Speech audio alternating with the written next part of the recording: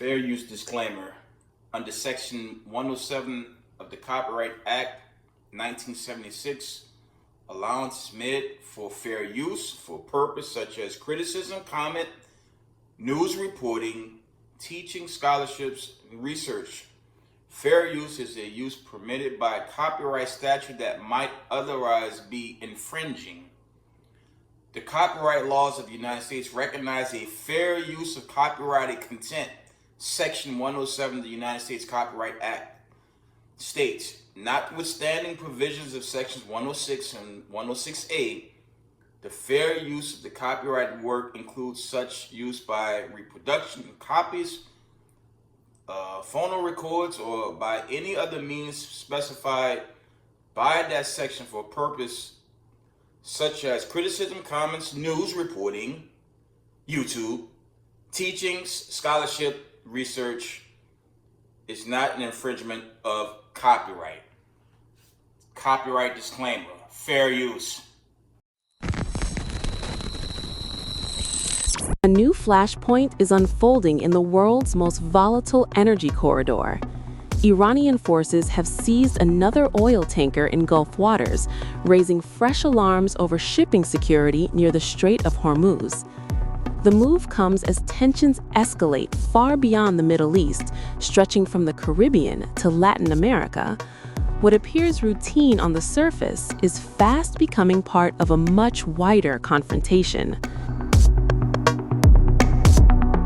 Iran's Islamic Revolutionary Guard Corps says it has seized an oil tanker in the Persian Gulf, carrying millions of liters of fuel and crewed entirely by foreign nationals. State media reports the vessel was intercepted as it departed Iranian territorial waters, though authorities have not disclosed its flag or destination. Iran regularly accuses ships in the region of smuggling fuel, citing massive price differences between subsidized fuel inside Iran and international markets. Officials say these operations are aimed at disrupting organized trafficking networks operating in Gulf waters. The latest seizure follows a string of similar incidents. In recent weeks, Iranian authorities intercepted tankers in both the Persian Gulf and the Gulf of Oman, detaining crews from multiple countries. The Strait of Hormuz remains central to these confrontations. Roughly a fifth of the world's oil supply passes through this narrow waterway, making any disruption a matter of global concern. But the story does not stop at the Gulf. Earlier this month, U.S. authorities seized an oil tanker off the coast of Venezuela, alleging it was transporting oil connected to Iran and Caracas in violation of U.S. sanctions. Washington has intensified pressure on Venezuela in recent years, citing alleged ties between Venezuelan oil networks and groups designated by the United States as terrorist organizations. Tehran has responded sharply, condemning U.S. actions in the Caribbean as unlawful and destabilizing. Iranian officials say such moves undermine international norms and threaten the sovereignty of independent states. Iran's foreign ministry has warned that continued pressure on Venezuela and other countries could provoke consequences far beyond the region, framing the issue as part of a broader challenge to the global legal order. Iranian officials argue that selective enforcement of international law, especially at sea, risks eroding long-standing rules governing navigation, trade, and security. As tankers are boarded and shipping lanes scrutinized, energy markets remain on edge. Each seizure adds another layer of uncertainty to already fragile supply chains. If I repeated glorification of this crime, this unlawful act, only makes its responsibility heavier each time. This is an admission of blatant lawlessness, and America must sooner or later be held accountable for its own illegal conduct. Any country that considers itself to have a sense of responsibility and a distinct identity Pause, that is a country that holds itself accountable for international peace and security and truly values the rule of law, must take a clear position regarding this action by America. Overall, the actions that the United States has undertaken in the Caribbean region over the past several months, which involve intensifying pressure against an independent sovereign member state of the United Nations with the explicit aim of intervening to change that country's government, are in direct and clear conflict with all established international principles and norms. In a way, it signifies the dissolution and collapse of all the principles that have formed the foundation of international community's existence over these past 8 decades. Consequently, it must be unequivocally condemned by all governments. The Islamic Republic of Iran, certainly. In the face of any kind of aggression or encroachment, and any aggression against its national interests will be met with a limited response of a nature that the United States against Venezuela and certain other countries within the Latin American region constitute a blatant and flagrant violation of all these fundamental principles and represent a highly perilous and dangerous recourse to unilateralism, completely disregarding the established rules and essential tenets of international law. The fact that some European officials have taken a position regarding this issue could be a sign, a truly promising sign emerging from our awareness, and European countries are aware of the danger that American actions pose to the international order based on law. Any indifference or disregard for this violation of law will have severe consequences for all nations and for global peace and security.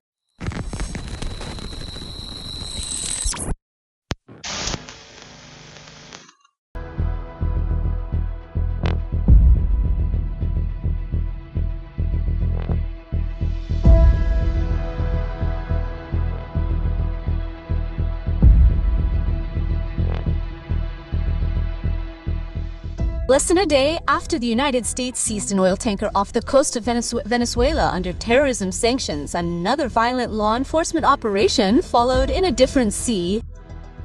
In the Sea of Oman, a tanker was forced to stop. And this time, the perpetrators weren't the FBI or court, but the Iranian Navy. Around 6 million liters of diesel fuel was seized, without official authorization and without lengthy explanation, sending a message of force. Ironically, all parties claimed their actions were legitimate and safe, calling it law enforcement. But was this truly a transoceanic legal matter or a deliberate form of retaliation? Hold off on answering, because this is where the pressure game begins and could lead to far more danger. Here's a series of incidents involving foreign vessels intercepted by Iran. The story begins with Iran's seizure of a foreign vessel in the Sea of Oman, demonstrating how these strategic waters have become an arena for global power struggles. A foreign tanker was stopped near the Jazz. The vessel was carrying more than 6 million liters of diesel fuel, which Iranian authorities believe was smuggled. Iran claims the vessel sailed without valid cargo and navigational documents, turned off its tracking system, and ignored orders to stop, ultimately being intercepted. The ship's 18 crew members, some from South Asia, are currently being held pending further legal proceedings. Meanwhile, authorities are beginning to unload the fuel cargo. The seizure of the Laut Oman comes in the context of a tit-for-tat maritime escalation. A few days earlier, the United States seized the FLC Skyper off the coast of Venezuela, accused of transporting Venezuelan and Iranian oil as part of a long-disputed shadow fleet, fleet. Both sides were surprised that Washington's move was not an isolated incident, but rather a continuation of pressure on maritime rights. Publicly, clashing narratives intensified. Washington called it rational. Tehran responded by claiming protection of maritime sovereignty. However, if the timeline is read sequentially, the meaning becomes clearer. The pattern of unilateral maritime coercion is being challenged. For Iran, tankers are no longer treated simply as legal objects, but rather as instruments of political pressure, sharp enough to open up bargaining space without triggering open armed conflict.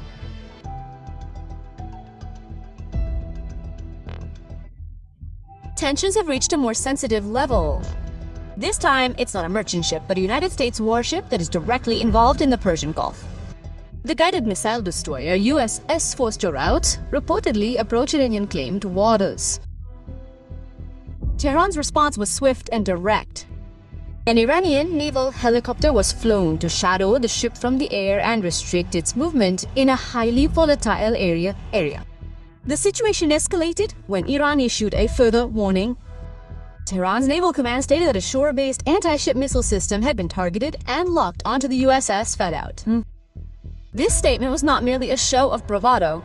It marked a direct encounter between the American naval fleet and Iran's land defenses. Under these circumstances, the U.S. warship reportedly chose to change course and leave the area. Sometime earlier, the spotlight had once again fallen on the Western Fleet, this time involving a British destroyer in the northern Indian Ocean.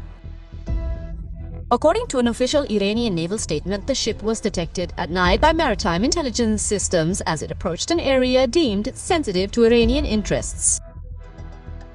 This detection immediately led to serious accusations. The Iranian Navy accused the British destroyer of assisting Israel, particularly in intelligence gathering and missile guidance activities toward Iranian territory. Such claims automatically escalated matters, as they were no longer about maritime patrols, but rather alleged direct involvement in a strategic threat to Iran itself. Tehran's response was swift but restrained. Naval elements were immediately deployed to intercept the vessel and deliver a public warning. The message was clear: any form of military support for Israel in the region would be viewed as a direct threat. Without firing a shot, without physical contact, the British destroyer ultimately chose to change course and move away from the Persian Gulf. The confrontation ended briefly but with significant strategic significance.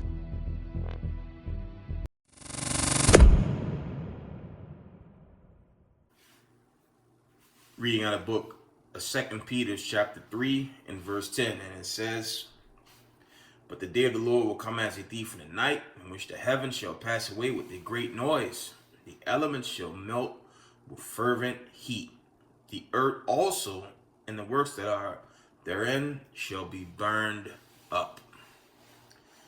First, I want to give all praise, honor, glory to Yahweh, Bashem, Yahweh Shai, Bashem, Bukakadash. Double honor to mighty men, the elders, and the apostles in the community, waking up the lost sheep of the house of Israel in these last days. Peace and blessings to everyone doing truth and holiness and sincerity. Again, I'm going to say shalom. It's your brother Yahweh Connects from another video, and I'm going to make this brief, okay? There's some breaking news coming out of the Times of India, which I'm going to post, okay? Fair use. Yo, check it. All this time while Trump been seizing Venezuelan oil tankers, right? The ships they've been taking from the Venezuela coast or whatever, okay? Because of sanctions. You have all that going on. You have these threats of him attacking, alleged drug boats. Okay, you have all that's been going on for a minute. Mind you, there's still no evidence of drugs on these boats, but to my point, that's what's been going on as of late. But on the other side, okay, we know of the Strait of Hormuz. Now, mind you, this is the end of their so-called 2025. They're coming into their 2026 and their 250. You guys remember the Iranian-Israeli saga that ended with America bombing three empty nuclear facilities. But prior to that, the Iranians rained missiles down on Tel Aviv to the point where their Iron Dome was unable to catch every missile, and Tel Aviv started to take hits. Okay, that's one condition, but this is the bigger condition that the Times of India is showing, and the United States media is refusing to even talk about. And this is significant. If Iran is currently stopping boats from going through the Straits of Hormuz. Family, y'all know how serious that is? Okay? You so-called American citizens, especially y'all know how big this is? You know, if the Straits of Hormuz is compromised, that'll usher in Jacob's trouble in ways, that'll usher in Jacob's trouble on levels that can't be comprehended. Look at those videos. Okay. Currently, Iran is blocking, or just look at the videos. Just look at the videos. Iran is basically doing what America is doing to Venezuela at the Straits of Hormuz, and that's significant. Okay. Now, they have their cover story for why they've been blocking ships, seasoned ships, but obviously there's another agenda with that, and the United States media is not talking about it. At some point, that's going to get so bad, the United States media is going to have to cover that, because that's serious. Once the Straits of Hormuz is compromised, that's the end of all, basically. That's going to bring in total mayhem. Okay? But I think Iran sending a message to this administration, because, the whole world is just getting tired of the United States. Okay? Let's get some scriptures. I'm going to wind it down. I'm going to make it brief. Okay? We're going to stay in the judgments, because ultimately, let's get Revelation 17 for old time's sake. The nations is just tired of this place, man. And the whole thing, y'all have heard me, I'm on rant. Y'all have heard me say for a long time on this channel, America worships Satan. They're just coming off Christmas. Now they're about to celebrate New Year's Eve or New Year's Day. Book, chapter, and verse. Where's that in the Bible? Okay? There's no such thing as Santa Claus. And Hamashiach Yahushua, who they call JC, he's not born in December. Read Luke, the 2nd chapter. It's mostly around the month of Bib. Okay? And their policies, everything is just, it's just a leftist society on all fronts. They worship the devil. Okay? There's no Santa Claus. Okay? There is no New Year's. There's no New Year's Day. Janus, all this weird witchcraft America partakes in. The world is sick of it. Okay? Let's get Revelation 17.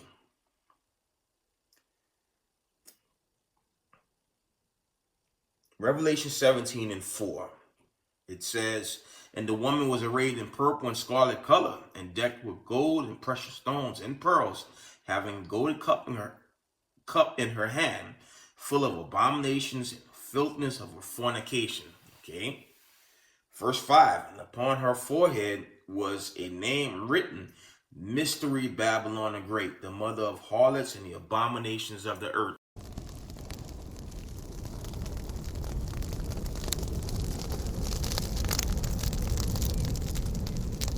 And that's America tenfold, man. America is an evil, demonic kingdom, and it's time for it to be judged. Okay, they're gonna put up this facade. We're gonna celebrate 250 years as a ruling nation and empire, and they're gonna be destroyed in this season. I hope it's far less than 10 years, family. But again, I'm not telling y'all a date, time, a year, and a season, because I don't know. But me speaking as a man, I hope the Heavenly Father destroy this place immediately into their 250. But I don't know. That's a decree the Heavenly Father is going to make. So we got to be patient. We're reading on. Revelation 17 and verse... We're going to read verse 12 down. And I probably ended at 16. Okay. Revelation chapter 17 and verse... Revelation 17 and 12, it says, "And the 10 horns which thou sawest are the kings which have received no kingdom as yet, but receive power as kings 1 hour with the beast, these have one mind and shall give their power and strength unto the beast. This is really going into the 10 horns referencing Babylon the Great. Okay. Verse 14, it says, these shall make war with the Lamb, and the Lamb shall overcome them. And the Lamb is talking about who? The 12 tribes of the children of Israel, the elect Israelites awoke in these last days, sharing this knowledge and truth, okay, of who the children of Israel are in these last days. The elect is the 12 tribes of the children of Israel. The government body, that's Revelation 7, and you have the remnant body, Zechariah 13 and 9, okay? Those are the elect that's about to be delivered out this nuclear destruction, this Holocaust, this annihilation of this Western Hemisphere. It's going to be wiped out in 1 hour, okay? The missiles are going to hit this place so badly, America, portions of Canada, Mexico, the islands, even probably portions of Latin America won't be recognized anymore when these missiles rain down, okay? That's what's coming. The stage is set. Okay? Revelation chapter 17 and verse 14 from the top. It says, these shall make war with the Lamb, and the Lamb shall overcome them, for he is Lord of lords and King of kings, and they that are with him are called and chosen and faithful. Again, that's the elect 12 tribes of the children of Israel. All praises. Verse 15, and he said unto me, the waters which thou sawest, where the whore sitteth, are people and multitudes and nations and tongues. Because in America, they have all nations in their hands, right? Check this out. Verse 16, and the 10 horns which thou sawest upon the beast, these shall hate the whore, and shall make her desolate and naked, and shall eat her flesh and burn her with fire. Before I end this video, there's drama that Trump is still trying to take Greenland. New diplomatic row has erupted over the future of Greenland. US President Donald Trump appointing a special envoy and declaring America needs the self-governing territory. As Rob Scott reports, the move has infuriated Danish officials. Greenland belongs to the Greenlandic people and its territorial integrity must be respected. That is the blunt message from the island's Prime Minister. After Donald Trump announced overnight he'd appointed Louisiana's Republican Governor, Jeff Landry, as his special envoy to the Danish territory. The US President has made no secret of the fact that he wants Greenland for its strategic location. Russian and Chinese ships all over the place. We need it for national security. We have to have it. While it is self-governing, Greenland is a territory of Denmark, and the Danes are not happy with this renewed pressure from the United States. Out of nowhere, there is now a special US presidential representative who, according to himself, is tasked with taking over Greenland. This is, of course, completely unacceptable. The European Union has thrown its support behind Denmark. Preserving the territorial integrity of the Kingdom of Denmark, its sovereignty, and the inviolability of its borders is essential for the European Union. Denmark's foreign minister says he'll summon the US ambassador, demanding a full explanation. Despite the protests, Donald Trump seems intent on making Greenland a part of the United States, saying the US has to have it. As I speak, and I believe one of the two labeled America, I don't think they call them a terrorist state, but their defenses are up against America. Because what America is doing is really what's going on in the Middle East. They're trying to use those policies to overthrow Canada and Greenland, and these people don't want it. So they're gonna fight. Okay, they're gonna fight America. All the nations at this point is going to turn on America. Now, Iran is flexing its muscles in that Strait of Hormuz. It's a lot of rumors going on. They're about to start shooting these missiles at what's left of Israel. Israel's only strength, their only strength is America. But America, a lot of people forget America lost, I'd say, over 50% of its weaponry due to the Ukrainian conflict. So America's not prepared for a war with Russia and the BRICS nations. And if they go for Maduro, well, that's going to end pretty bad for America. Because Maduro, he does business with China, Russia, Iran, and North Korea. So if they touch him, America's finished. And that's, family, that's imminent. See this anymore. Revelation 17 and 16 from the top. And the 10 horns which thou sawest upon the beast, these shall hate the whore, and shall make her desolate and naked, and shall eat her flesh and burn her with fire. That's thermonuclear destruction. Okay? Verse 17. For the Most High hath put in their hearts to fulfill his will, and to agree, and give their kingdom unto the beast, and to the words of God shall be fulfilled. And the woman which thou sawest is the great city, which reigneth over the kings of the earth. Okay? That's just going back into the time prior to this destruction. But the fulfillment is really the 16th verse. Okay? And that prophecy is imminent, family. That's all I have for now. I want to give all praise, honor, glory to Yahweh, Bashem, Yahweh Shai. Double honors to the mighty men, the elders, and the apostles in the community, waking up the lost sheep, the house of Israel in these last days. Peace and blessings to everyone doing this truth and humbleness, sincerity. Israel, I love y'all. We got next. Shalom, family.